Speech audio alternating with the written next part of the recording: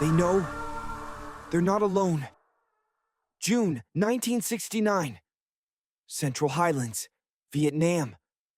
The rain is hammering down like bullets from an invisible machine gun. A six-man patrol from the 173rd Airborne Brigade is humping through the triple canopy jungle near Hill 875, the same cursed hill where hundreds had already died 2 years earlier. Their boots sink ankle-deep into red mud with every step. The air is so thick with moisture, it feels like you're breathing soup. Sweat mixes with rain, and the constant drip from the leaves above never stops. Suddenly, the entire forest goes dead silent. No birds, no insects, no monkeys screaming in the distance. Nothing but the rain. Then, rocks start flying out of the darkness. Fist-sized stones smashing into helmets with loud cracks, bouncing off rucksacks, one hitting Private First Class Tommy Ruiz square in the chest so hard he drops to one knee, gasping for air. Sergeant Mike Reynolds spins around, M16 up, finger on the trigger. What the hell was that? Who's out there? Ruiz shines his flashlight into the thick bush, the beam cutting through the downpour like a knife. And he freezes. His voice cracks over the radio. Contact, but it ain't VC. Standing there, no more than 15 feet away, is something that should not exist in this world. 5.5 feet tall. Muscular. Covered head to toe in coarse reddish-brown hair that glistens wet in the light. Standing perfectly upright like a man, not hunched like any monkey they'd ever seen in training films. Its face is broad, almost human, but the eyes, glowing red like hot coals in the flashlight beam. It opens a huge mouth full of yellow teeth and lets out a scream that sounds like a woman being torn apart, mixed with the roar of an angry gorilla. The sound echoes through the jungle and chills every man to the bone. Another rock flies, then another. The creature doesn't run. It stands its ground, chest heaving, staring straight at them with pure territorial rage. Ruiz whispers again into the radio, voice shaking. It's throwing rocks at us, Sarge. And it ain't afraid. That single night changed those 6 American boys forever. This is the true, documented story of the Rock Apes.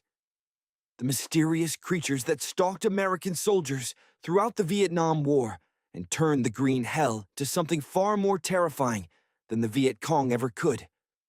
By 1969, the United States had poured hundreds of thousands of troops into Vietnam. We came prepared for the war we thought we'd fight.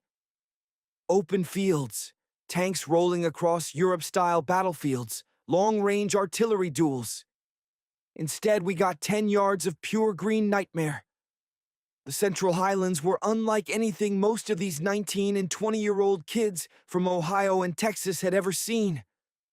Triple canopy jungle so dense that sunlight barely touched the ground even at noon. Vines thick as your wrist, hanging everywhere. Trails so narrow you had to walk single file, the point man literally feeling his way through with his hands. The humidity was so high your clothes never dried, your boots grew mold overnight, and every breath felt heavy in your lungs. The smell, a constant mix of rotting vegetation, wet earth, burned diesel from distant artillery, and the sweet, sickly decay that never went away. Over 80% of all firefights in Vietnam happened at less than 30 meters. More than half inside 15 meters, the length of a school bus. In that kind of close-quarters chaos, you didn't aim. You just pointed and prayed.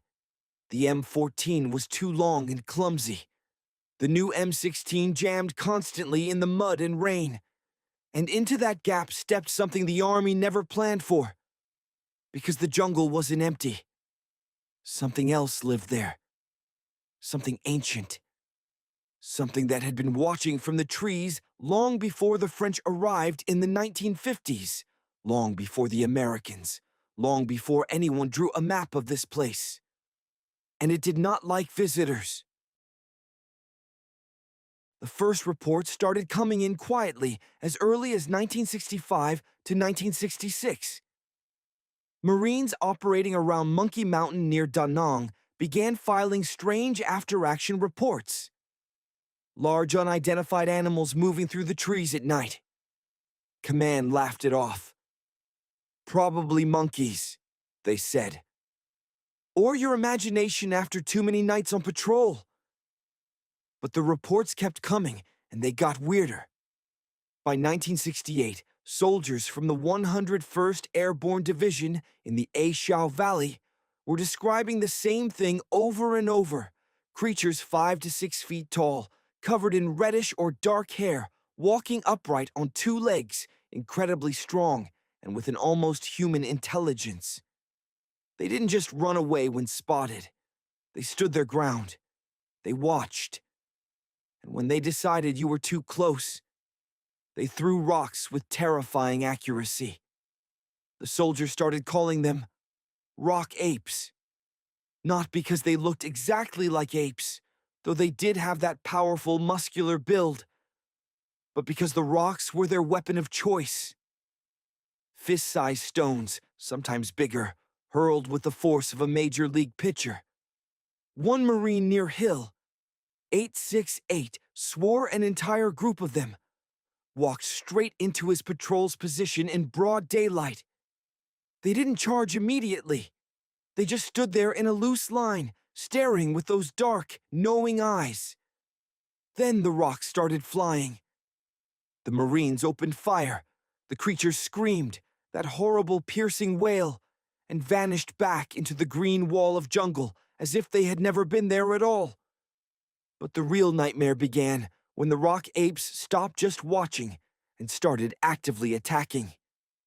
Every single soldier who lived through an encounter mentioned the same three terrifying details, and the third one still wakes veterans up in cold sweats decades later. First, they were absolutely fearless.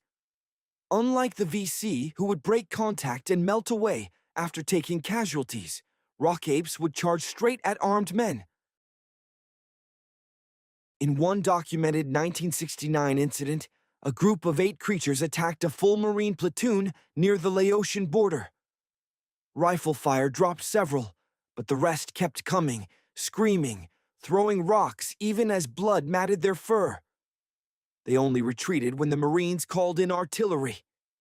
Second, they were disturbingly intelligent. They didn't throw rocks randomly. They targeted the radio man first, then the point man, then anyone shouting orders. It was like they understood the chain of command. Patrols reported that the creatures seemed to study them from a distance for days before striking, almost as if they were learning the patrol's routine.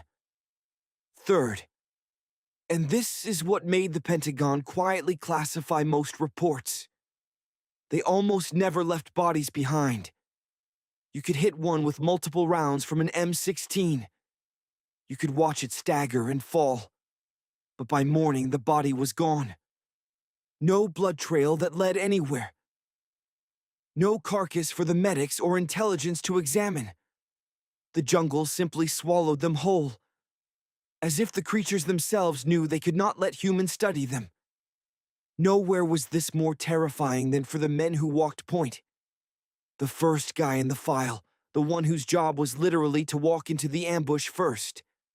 Specialist 4th Class Danny Keogh, 25th Infantry Division, late 1968 near Cu Chi. I was walking second in the column when the point man let out a scream that still haunts me. A rock the size of a grapefruit hit him square in the chest and cracked 2 ribs through his flak jacket. Then we saw them. 5 of these things standing on the trail like they owned it. Reddish hair, upright, eyes locked on us. We opened fire with everything we had. They screamed back at us like demons from hell. 2 went down, but the others dragged them away into the bush before we could advance. Next morning, nothing. Not a drop of blood. Just broken branches and a few rocks scattered like they'd been mocking us. Corporal Bruce Canfield, 1st Marine Division, 1969. They came at us shoulder to shoulder in a line, not running scared, but running angry. We dropped what we thought were 2 of them. By first light, the bodies had vanished. The only thing left was a footprint, wider than any human foot, with toes that looked almost like fingers. We made a cast of it and sent it up the chain. Never heard back. These weren't elite SEALs with special training. These were ordinary 19-year-old draftees who just wanted to survive their 365 days and go home to their girlfriends and muscle cars. Instead, they were fighting something science said didn't exist. But when the elite units, the LRRPs and Special Forces, started reporting the exact same creatures, the Army could no longer brush it off as jungle fatigue or bad weed. Long-range reconnaissance patrol teams, 6-man ghosts who operated deep behind enemy lines for days or weeks, became the unwilling experts on the Rock Apes. In 1969, one LRRP team from the 173rd Airborne was inserted into the A Shau Valley. According to the account later published by Sergeant Craig Jorgensen in his book Very Crazy GI, the men were taking a short break on a ridge when one of them spotted movement. A 5-foot creature with reddish fur stepped out from behind a tree only 10 yards away. It looked the team leader dead in the eye, opened its massive mouth, and let out that blood-curdling scream. The soldiers described the face as cucumber-shaped, covered in red hair, with dark, intelligent eyes and a huge mouth full of teeth. It didn't run. It didn't charge. It simply stood there staring, as if daring them to shoot. The team leader later said, "It was like looking at something that knew it was being watched and didn't care. They held fire." The creature turned slowly and walked away on 2 legs, disappearing into the jungle like a mid-fight. Some said escaped zoo orangutans, except Vietnam has no native orangutans and never did. Others blame misidentified gibbons or even bears standing on hind legs. A few wilder minds whispered about something the French had left behind from their own experiments in the 1950s. The North Vietnamese took the reports deadly seriously. In 1974, General Hoang Minh Thao, commander of forces in the Central Highlands, actually ordered a full military expedition to capture or kill one of the creatures. Dozens of NVA soldiers combed the mountains for weeks. They found nothing. Or at least nothing they ever admitted to. Back on the American side, most reports were quietly classified as unexplained wildlife encounters, or simply jungle fatigue. Command didn't want soldiers thinking there were monsters out there on top of the VC. But the men knew the truth. Many veterans still refuse to talk about it openly. Some sleep with every light in the house on. Others admit they still throw rocks at shadows in their backyard when the nightmares return. That same piercing scream echoing in their dreams.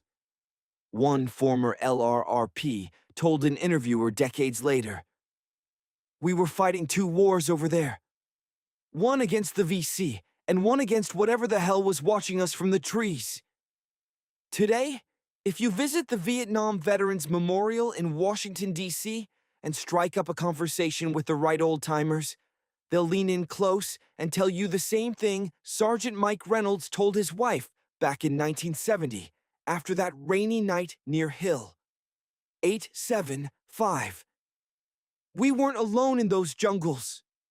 Something else was there. And it never signed a peace treaty." The Rock Apes are still out there, in the remote mountains of Vietnam, along the old Ho Chi Minh Trail, in the thickest parts of the Central Highlands. Every once in a while, on a quiet night when the rain starts falling just right, a modern patrol or a group of hikers still hears it. The soft thud of rocks hitting the ground nearby, the sudden silence of the jungle, and that scream. They know